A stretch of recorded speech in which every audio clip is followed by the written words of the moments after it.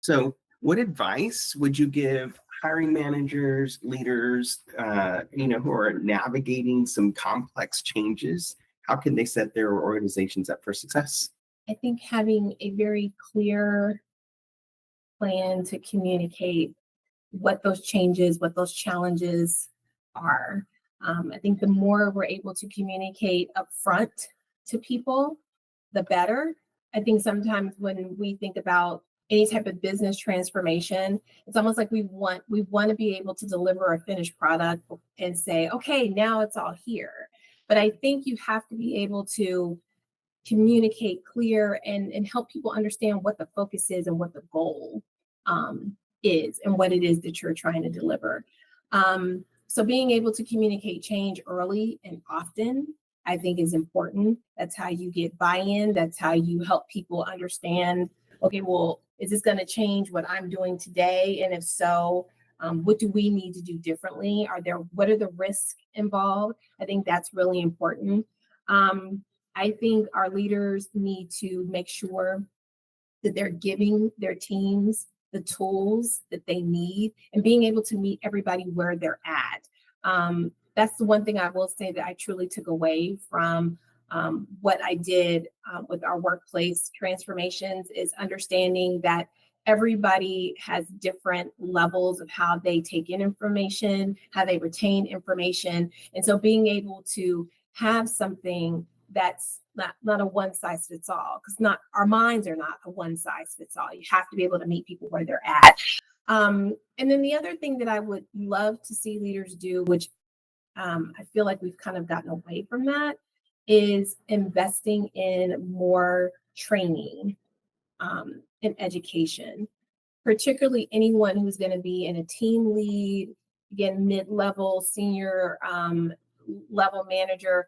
Like that is such a key group that tends to get missed. You may have your entry level, you give them what they need, and then there's this gap, and then everything jumps to like your senior and your executives. But there's this big pool of people that I think are missed. And so working with those emerging leaders to give them the tools and the resources, that in the end will also help to be able to lead change, because now you've got this army of people, these ambassadors that can help speak to that as well. Oh, that's awesome. Communication. I mean, I was part of an organization once where things were changing all the time, but nobody knew what was happening or changing. And everyone just felt really left out. They felt isolated or not part of the organization. And it was not just that the change was happening, but their cultural internally, like it was just turmoil. Everybody, like employee engagement scores were all shot and everything. And everyone was like, oh man, it's because communication was so bad. It was so poor, right? And then the same thing, the group of managers that you were talking about that have the power to be ambassadors and everything, because they weren't informed or didn't know, right? Like they were detractors as well, because they're like, I don't know what's happening and stuff like that. So you have a really, very strong points around communication, and then taking that middle management and converting them, making them your ambassadors. Like that's really powerful. Yeah. Awesome. So thank you for that.